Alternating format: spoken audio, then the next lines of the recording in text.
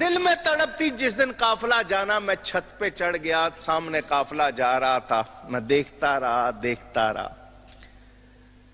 کہ یہ لوگ جائیں گے, کعبہ دیکھیں گے, طواف کریں گے, حجر اسود کا بوسہ لیں گے, مقام ابراہیم پہ نماز پڑھیں گے, صفا مروہ کی سعی کریں گے, منا مزدلفہ عرفات جائیں گے, روضہ رسول دیکھیں گے.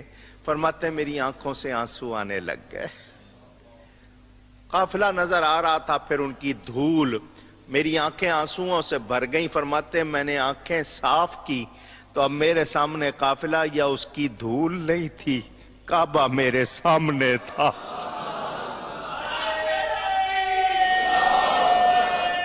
اللہ نے گویا کیا فرمایا, تو عبد القادر ہے, میں القادر. القادر کے معنی جو سب کچھ کر سکتا ہے. تو عبد القادر ہے, میں القادر ہوں. تو نے آنا چاہا, ماں نے آنے نہیں دیا, مگر تو پیارا ہے, تو نے خواہش کی ہے. میں القادر ہوں, تو کعبے نہیں آیا, میں کعبے کو تیرے پاس بھیج دیتا ہوں. فرماتے میں نے سارا منظر وہیں سے دیکھا.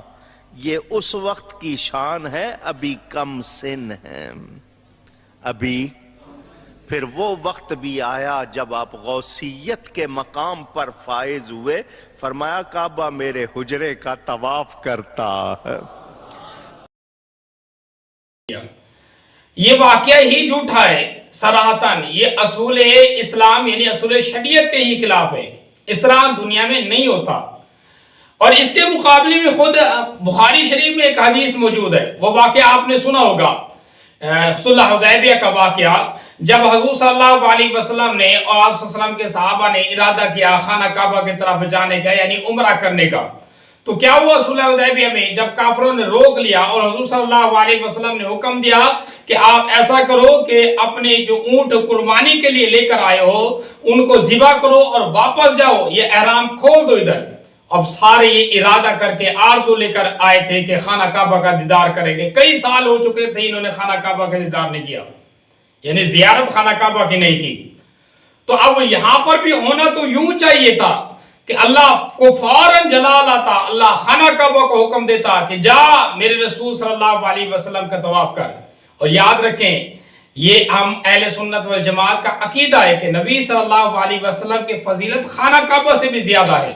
اب اگر خانہ کعبہ آ کر حضور صلی اللہ علیہ وسلم کا دیدار کرتا اور آ کر طواف کرتا تو یہ ہو سکتا تھا, شریعت کے منافی نہ تھا.